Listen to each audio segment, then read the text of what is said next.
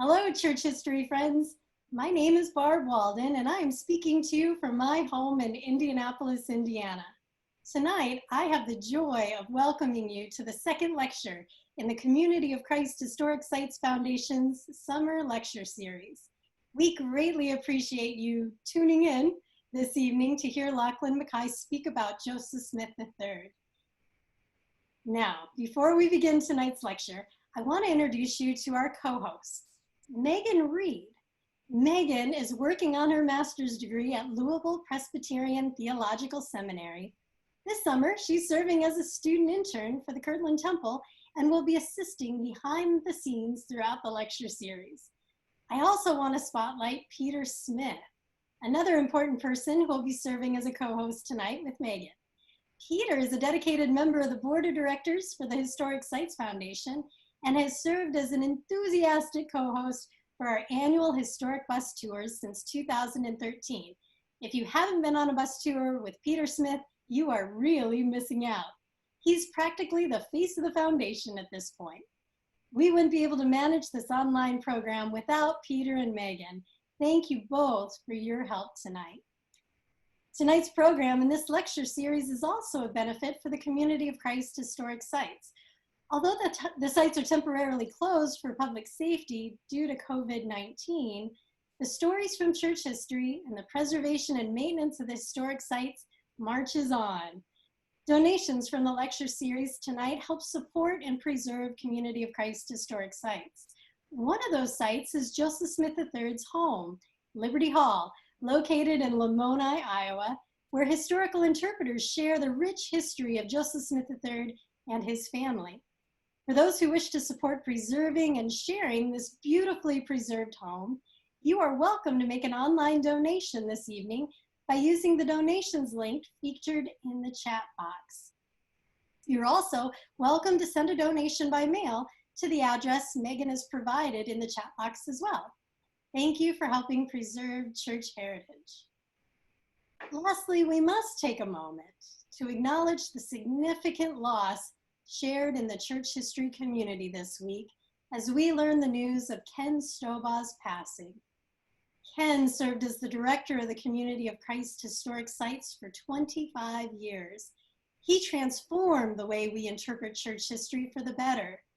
Ken was a visionary, and many of his dreams became reality during his tenure. A new visitor center at the Joseph Smith Historic Site was built. The red brick store was reconstructed and opened for tours. And Joseph Smith III's Liberty Hall was restored back to its original splendor. He was a giant in the Community of Christ historic site community, and he will be deeply missed.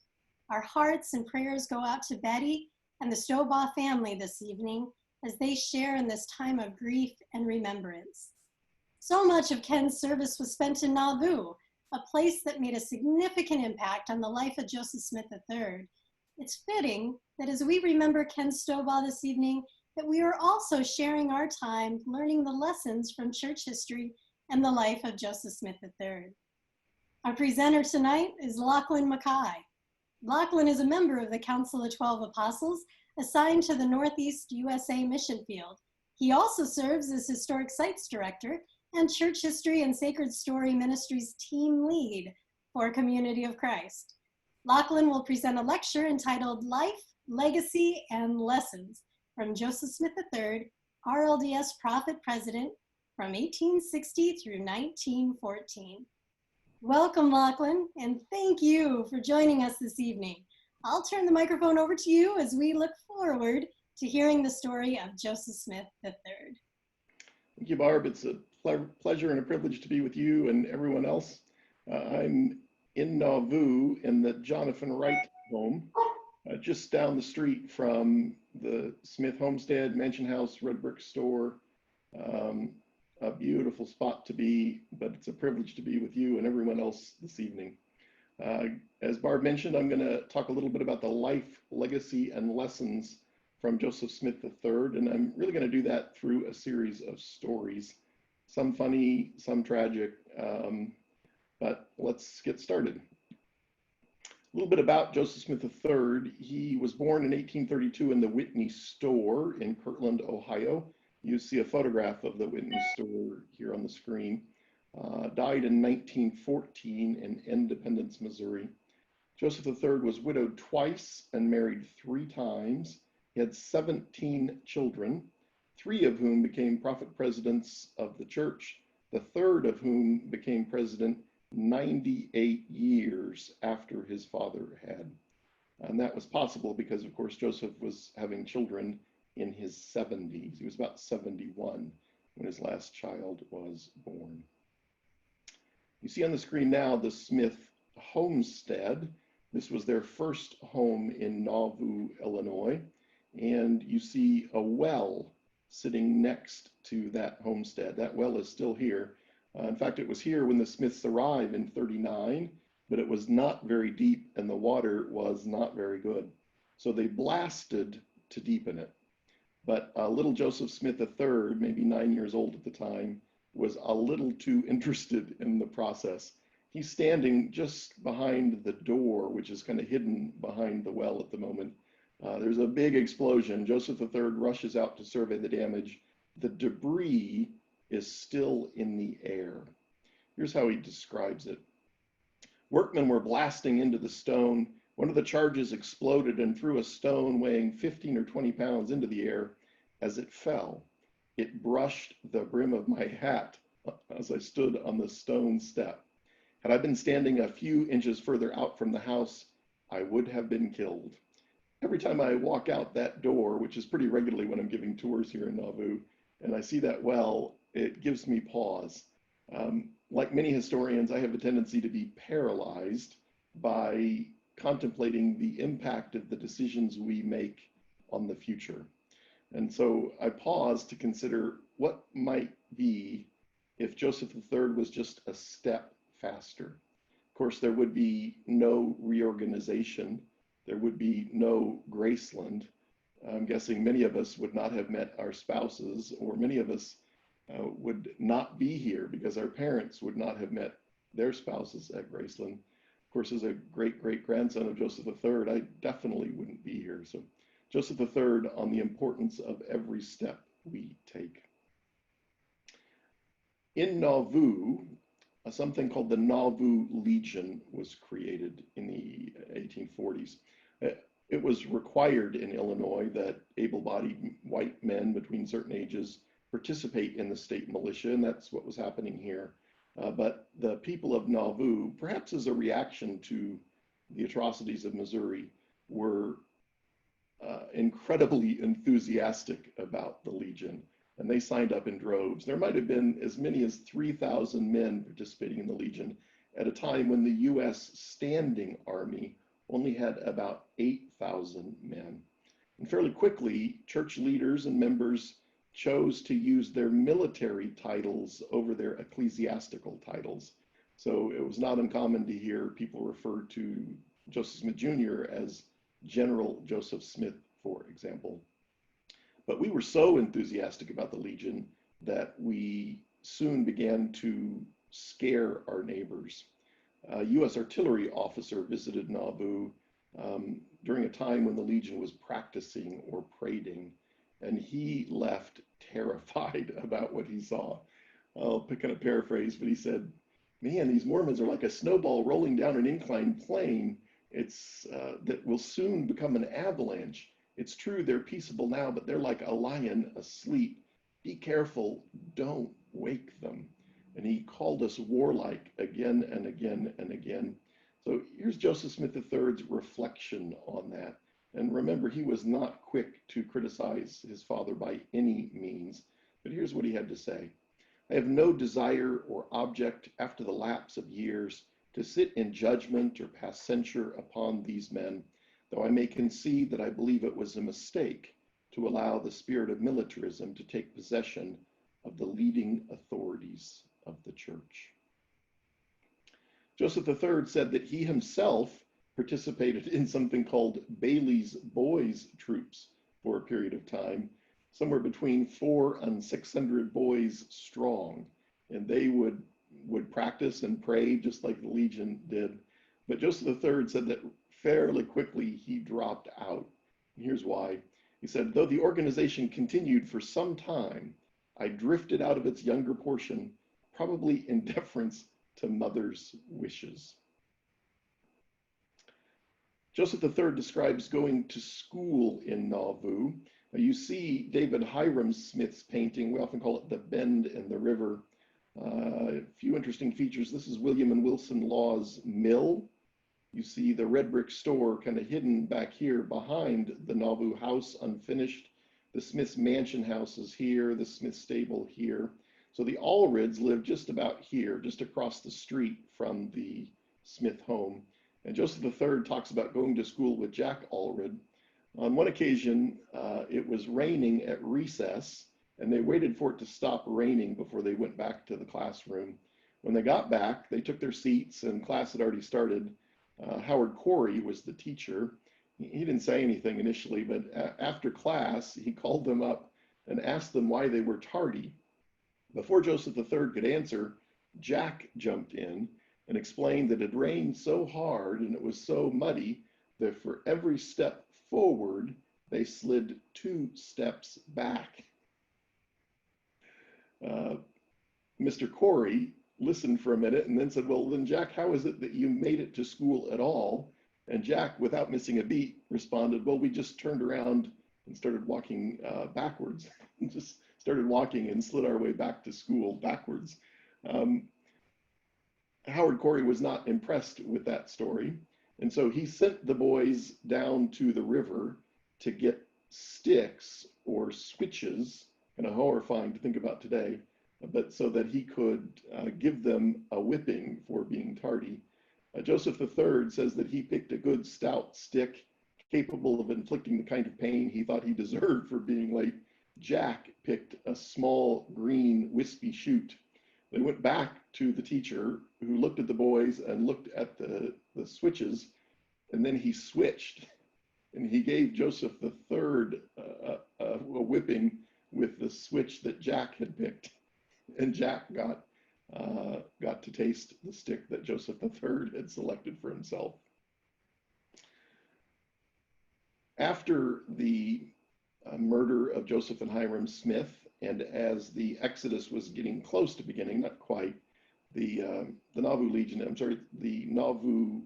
Charter was pulled by the Illinois State Legislature. The charter is the document that allowed Nauvoo to exist as a city. So without it, Nauvoo is just thousands of people living next to each other. With the charter, they could police themselves, and they had a university, and they could pass ordinances. But again, once that charter is pulled, they had no way to govern themselves. And tragically, we turned to vigilantism in Nauvoo. And we've often kind of romanticized something called the Whistling and Whittling Brigade. For years, people visiting Nauvoo would sing and dance about in the pageants this idea of little boys with pocket knives and sticks, and they would kind of drive undesirables from the town. And that's the way they were policing things. The reality, though, of the Whistling and Whittling Brigade is that they were adult men with machetes and spears. And on one occasion, Joseph III, he's probably 12, 13 at this point, sees a group of men, vigilantes, driving Austin Cowles from town. Austin had been a church leader in Nauvoo, but was opposed to polygamy, so had fallen from favor. He was being whittled out of town. Joseph III sees them and is just infuriated by it. Why would you treat this poor old man that way? He starts shouting at the group of men to leave Cowles alone. That just kind of fires them up more. So he was not effective in getting them to stop, but he was trying. And here's how Joseph III remembered that incident. The intolerance of bigotry, long complained of by the church as exhibited towards the elders preaching abroad, found lodgment in the city and raged with rabid venom against the apostate and recalcitrant. All those who dared to express an opinion not in strict accord with the rulers were ostracized.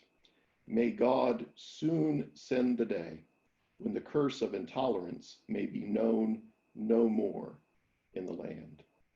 Joseph Smith III. One of my favorite and probably the best known stories about Joseph III as a child in Nauvoo relates to N.K. Whitney. So Bishop Whitney, before he headed west, wanted to give little Joseph Smith III a gift to remember him by. And other church leaders were doing the same. Brigham Young gave little Joseph a small pistol, and Joseph's cousin George A. Smith gave him a very large Bowie knife, which Joseph III thought his mother Emma would appreciate for the kitchen. Apparently Bowie knives are not kitchen knives, so Joseph traded with one of the Huntington boys for a large cherry rolling pin that he gave to his mother. Bishop Whitney heard about these other gifts, the gun and the Bowie knife. He called young Joseph over to his house, and he said to him, "Son, I want to help you understand that the pen is mightier than the sword. I'm going to give you my writing desk." And he did. Joseph III treasured it. When he moved away, he gave it to his brother David. It eventually passed to his son Albert, and then passed to his son Lynn, and then came back to the church. You see a photograph of it here in the red brick store today, N.K. Whitney's writing desk. So here's what Joseph III remembered this situation as.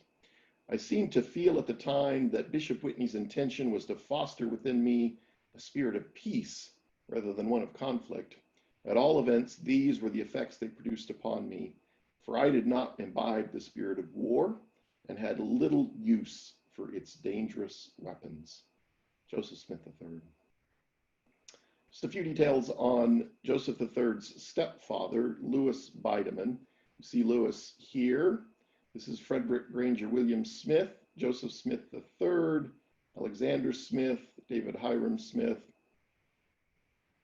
Louis, according to Joseph III, was not a religious man. I've seen him described as a friendly agnostic, although Joseph III remembered him as his creed, in effect, is, "I believe in one God who has neither partners nor clerks." One of my favorite stories about Louis as he's courting Emma, he comes calling, and Emma and Joseph III are up in a second-story window. I'm not sure if this is the mansion house or if they had moved back to the homestead by this time. But so imagine Louis, who is a dapper dresser, as you could tell from that previous photo, always wearing this top hat, really fancy dresser. So Louis sees Emma up above. He takes off his top hat, does a really stiff, formal bow to greet her. On the way back up, he runs into a clothesline and knocks off his toupee. Emma married him anyway. Louis really appreciated being married to Emma. He was a minor celebrity as the result. And so this is something that is historically not accurate, but is true. There's truth to this, even if it's not accurate, that Emma was known after her marriage to Louis as the Widow Smith, and Louis was known as the husband of the Widow Smith. Louis and Emma combined their resources and set Joseph Smith III up as a storekeeper in his father's store. You see a photograph of the original red brick store, and maybe my least favorite photograph, it's a daguerreotype of Joseph Smith III as probably an early teenager. He's holding another daguerreotype, another photo that we think might actually be his mom, might be Emma. But they set up Joseph III as a storekeeper, but Joseph III said he was not very successful for a number of reasons. One is that after Joseph Jr.'s death, this part of Nauvoo, the intersection of Main and Water Streets, no longer was the center of community life. It was out of the way, and so people would only come over if they thought they were going to get an especially good deal. They also were not able to break into the grain trade on the Mississippi, which had been their hope. But maybe the biggest challenge was that Joseph III had a really interesting sense of right and wrong. And he believed that if a product was marked $1, you couldn't sell it to anybody for any less, or you would be cheating anybody who paid $1. Kind of an interesting sense of right and wrong. I think it tells us a lot about him. Here's what he said. Concerning the stock of goods at the store and its manager, it was soon discovered that the latter had no faculty for selling. I suppose the prices marked were the ones at which the goods should really be sold. I used no sliding scale of prices.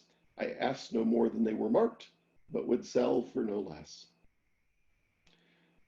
Joseph III grew to adulthood here in Nauvoo, and on one occasion he saw a young woman in a candy store on Yonge Street here in town. Didn't think much about it, but a few months later he passed in a carriage with his brother Frederick Emmeline Griswold as she was walking up the hill towards the temple.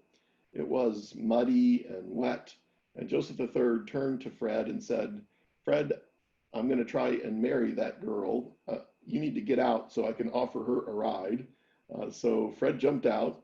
Joseph III picked up Emmeline, and soon they were constant companions. And soon they were married. And here's Joseph III's description of that. Reverend Waldenmeyer, who was the Presbyterian minister, married them.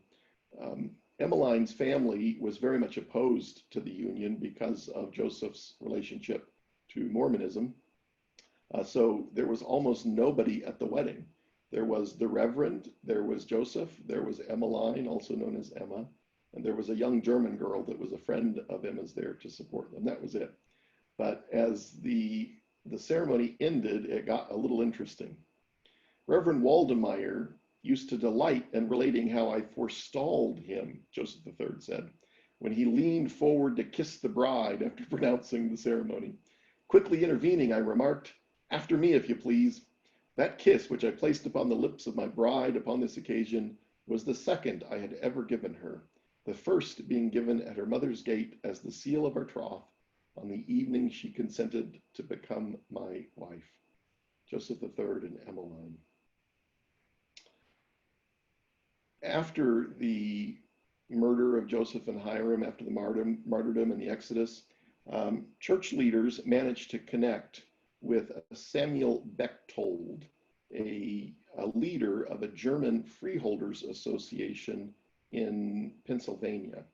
And through that connection, they ended up selling lots and lots of Nauvoo property, church property, to this German immigrant community.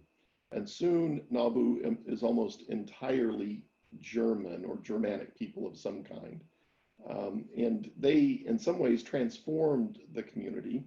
It reminded some of them of the Rhine Valley at home, apparently, and they began planting grapes. They eventually planted 425,000 grapevines in Nauvoo. We became Napa on the Mississippi. You see some of those vines in this 1885 photo. This is a Tewksbury photo.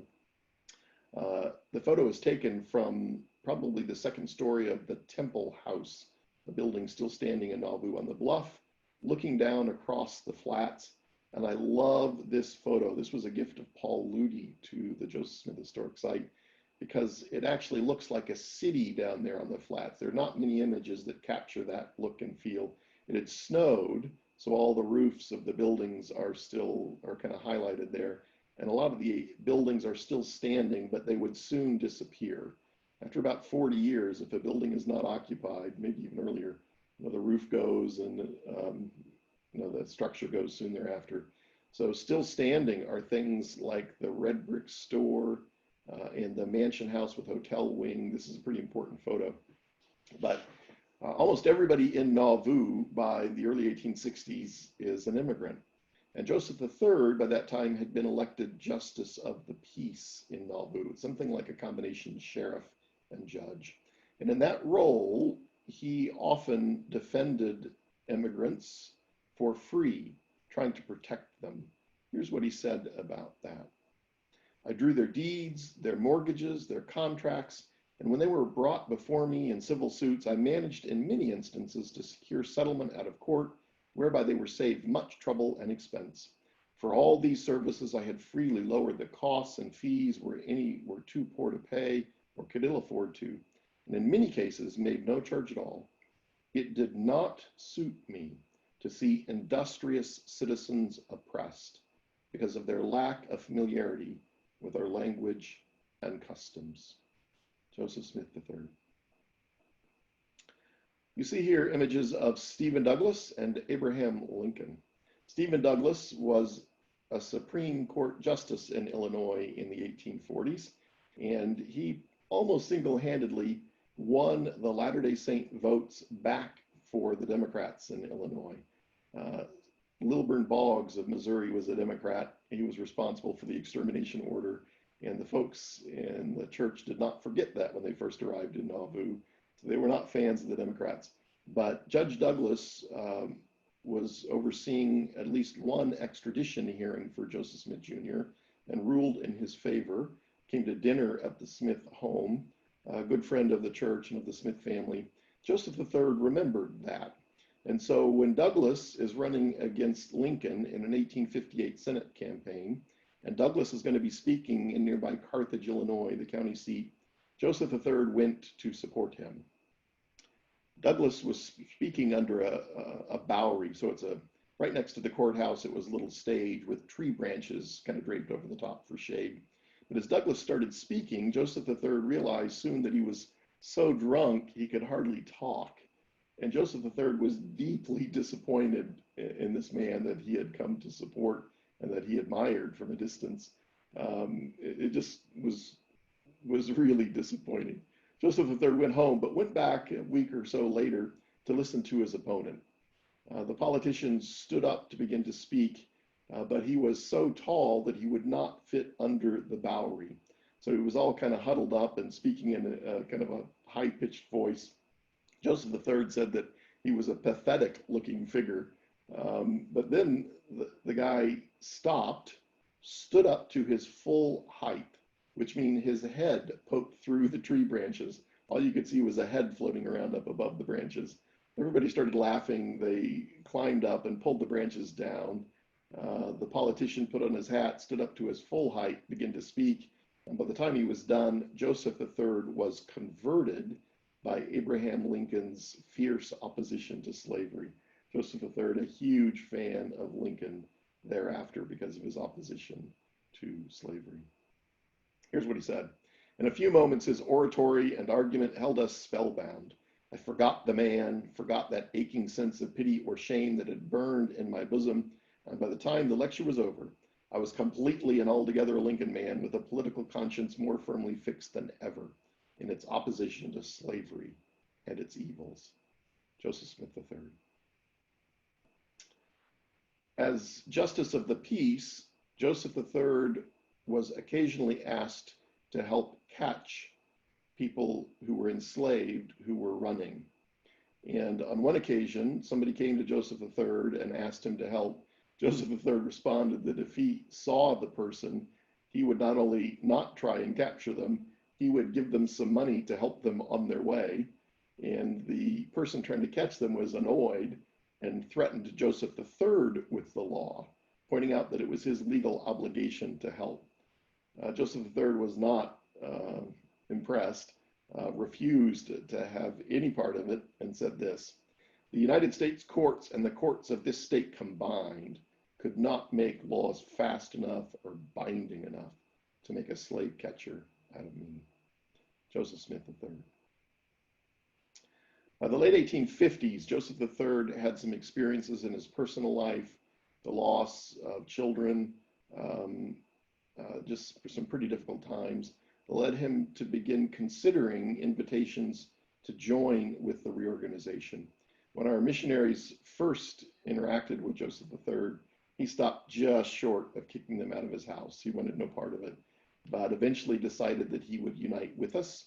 Did that, of course, in 1860 in Amboy, Illinois. Had this to say on that day: I came here not of myself, but by the influence of the Spirit. I have come in obedience to a power not my own, and shall be dictated by the power that sent me. I believe in the doctrines of honesty and truth. The Bible contains such doctrines, and so do the Book of Mormon and the Book of Covenants, which are auxiliaries to the Bible. The same Spirit which prompts my coming prompts also my reception. I am with you. Joseph Smith III. Things did not go smoothly, though, for Joseph when he returned to Nauvoo from Amboy. In fact, some of the locals begin to panic when they hear that Joseph Smith III has joined with the new organization, what would later be known as the reorganization. And they begin passing resolutions, township by township, forbidding Joseph III from preaching or praying or singing in those places. And the mayor of Nauvoo published a series of articles in the Carthage newspaper, basically ridiculing Joseph III and talking about all the ways that he had failed in life. And the mayor didn't even have the decency to sign his own name to these articles. He used a pen name. It was just pretty frustrating for Joseph III, as you can imagine. And in fact, after one of these meetings, they sent a clerk down with this resolution demanding that he not sing or preach or pray.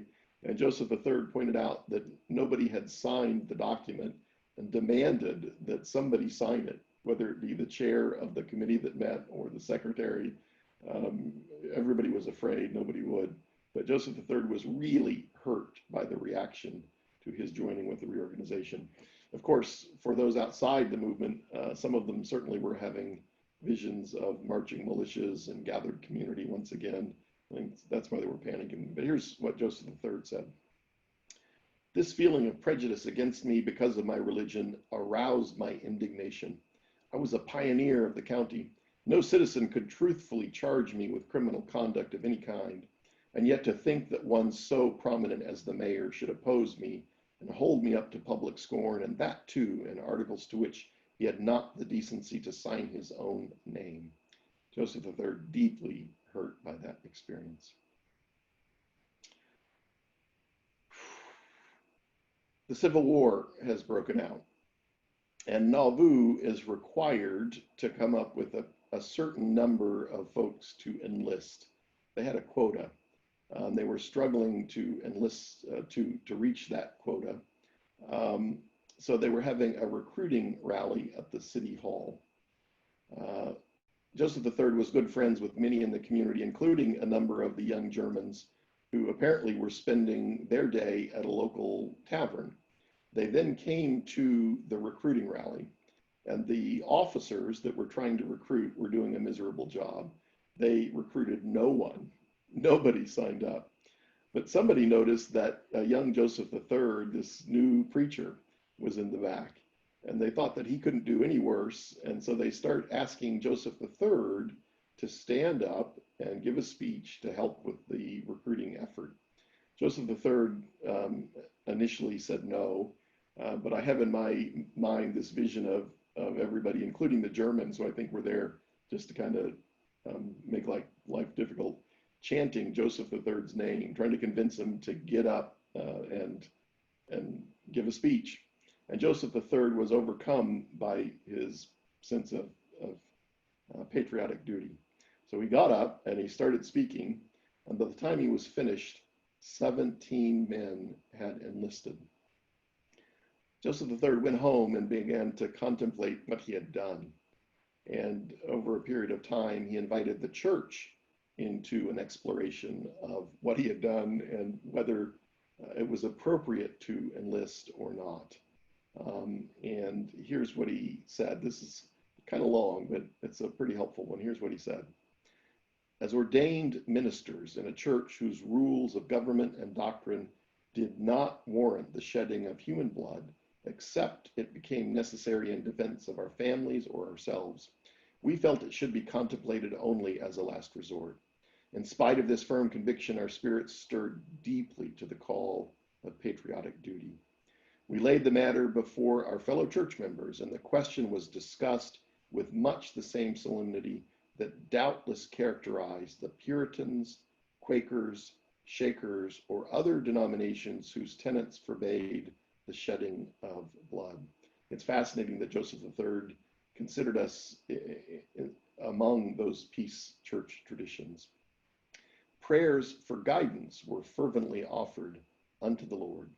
When the answer came, it was clear, definite, and unmistakable. Do not enlist. Enlisting makes your military service an individual and voluntary action whereby you will be responsible for the blood you might shed while in service.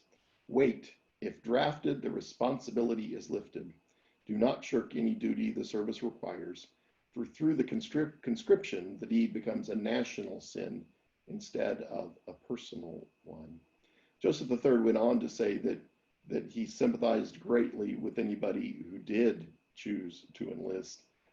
He was so rabidly opposed to slavery, that he was very sympathetic to those who signed up to fight for the Union cause. And he pointed out that we had church members who did and who served faithfully. I was sharing this story in Nauvoo years ago, and a dear friend, Tom DeWitt, shared his story. As a young person, he desperately wanted to serve. It must have been World War II, but he couldn't. His mom pulled out the words of the prophet and would not allow Tom to enlist. He knew that he couldn't enlist, so he went to the draft board and asked to be drafted. I'm not sure that Tom really understood the spirit of what Joseph III was trying to accomplish.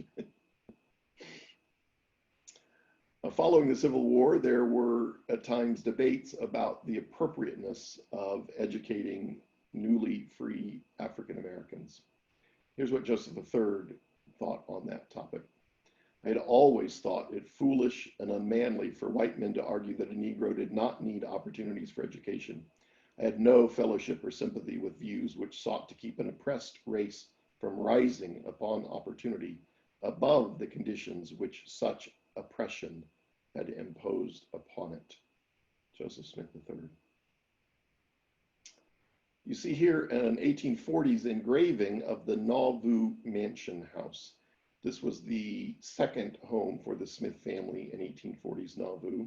And it's so large because the back, maybe 3/4, at least 2/3, are a hotel addition.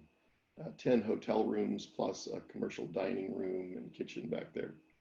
So both before and after Joseph Smith Jr.'s death, the Smiths were innkeepers. And that's one of the ways that Emma was able to provide for her family. She continued to take in boarders after Joseph's death. At some point, Emma took exception to the relationship between a male and female boarder, and she asked them to leave. And the man got angry and came back and threatened Emma with a gun, which made Joseph III immensely angry. He was furious with this man, and he wanted to do something about it, but he said, I was not yet at the age of my majority, meaning he was not yet, I think it's 18 in Illinois at the time. He wasn't an adult, so he couldn't, but he hoped that Lewis, his stepfather, would take care of it. Lewis did not. In fact, he made it worse. So thereafter, every time Joseph III saw the man who had threatened his mother, he would get incredibly angry, and that anger grew into this malignant hatred for the man.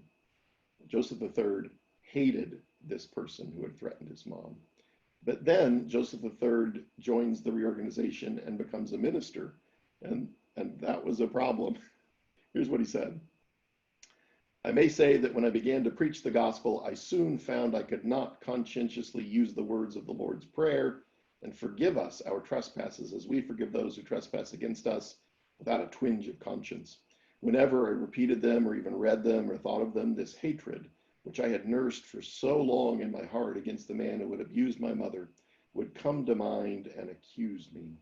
I finally saw that I must set myself to the task of overcoming this feeling, which I did humbly and earnestly. I'm glad to say that after a lapse of time, I was rewarded by the knowledge that the last vestige of my hate had disappeared and ill will was entirely banished. The experience taught me a lesson. It forced upon my mind the necessity for many of the teachings of the Savior. I had a clear understanding of what men were prone to feel of any unworthy nature that I could have obtained had I not had this experience. I learned to know what it was to hate a fellow being. The knowledge that helped to make me humble and to exercise sympathy and charity for others struggling under like feelings. Hatred is a cruel, destructive, and unlovely thing, and wholly unbecoming a Christian. Joseph Smith III. His first wife, Emmeline, was pretty fragile and for years was unwell. And Emmeline and Joseph had hired a young woman to work in the home and help to care for the children. Her name was Bertha Madison, and Bertha was from a nearby Norwegian community in Mission, Illinois, part of the Mission branch. They were folks who had affiliated with the church in the 1840s and then affiliated with the reorganization. And so Emmeline and Joseph III had hired Bertha to help. Emmeline became more and more ill and eventually passed away. And Joseph III found himself with a house full of kids and no mother to care for them. Bertha, of course, was available to help, but she was a single woman, a little scandalous. And so they brought a chaperone couple into the home, but there were still church members gossiping about the situation. And Joseph III was pretty sick of that gossip. And so relatively quickly, he chose to marry Bertha. Here's how that went. Fault was particularly found with me because I did not wait the conventional year after the death of my first wife before taking my second.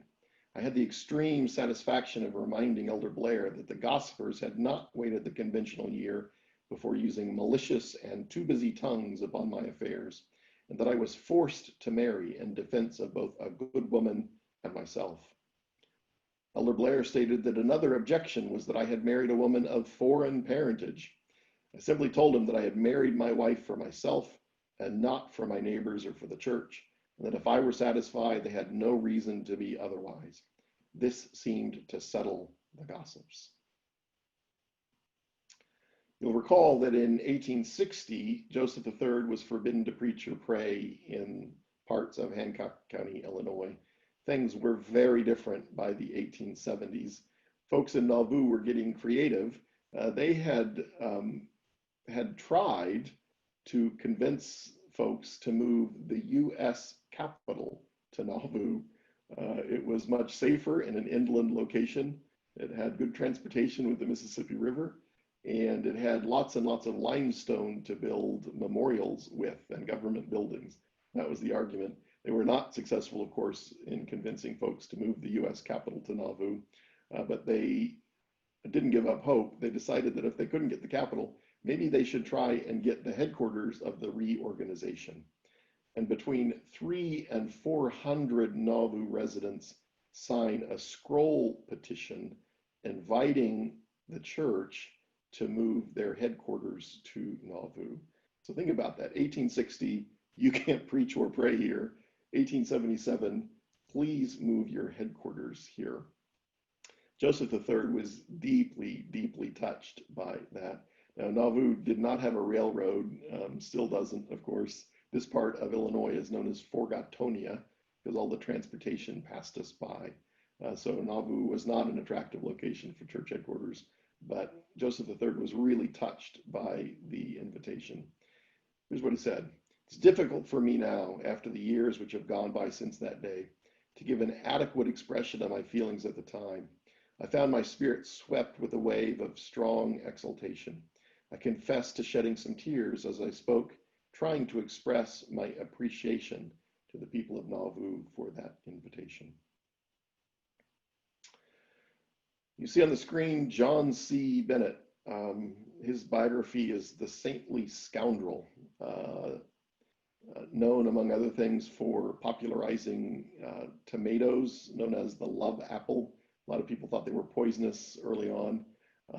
He was a famous chicken breeder later, but in our story, he's important because he was a church leader for a time, a member of the presidency in Nauvoo, before leaving and writing an expose, writing a tell-all and more about the church in Nauvoo.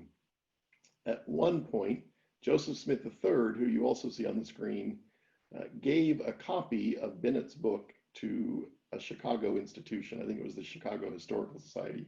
And some of the church members were scandalized that he would make it available. Here's what Joseph III said about that.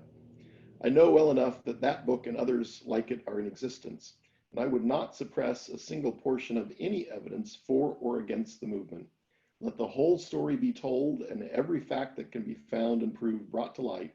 I am willing to let decision be made upon that basis.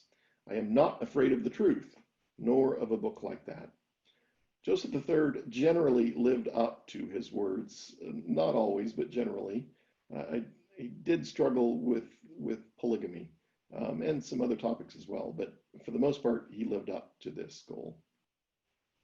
Joseph III on public speaking. He would occasionally do, like church leaders today, kind of barnstorming tours across the country, preaching to various congregations. And he would often have several other church leaders traveling with them. And they had kind of a pattern going where one would stand and preach for an hour or more, and then the next would stand and preach for an hour or more, and then the third might stand and preach for an hour or more. On one occasion, though, Brother Pitt, Frederick G. Pitt, stood and spoke, and it just wasn't happening for him that day. And he sat down after about 5 minutes. just was not a good day for him. Joseph III commended him on his speaking that day, which is a little puzzling for Brother Pitt. Here's what Joseph III said. Brother Fred, I congratulate you because you had the sense enough to sit down when you had nothing more to say. Some would have continued to talk anyhow. Joseph III.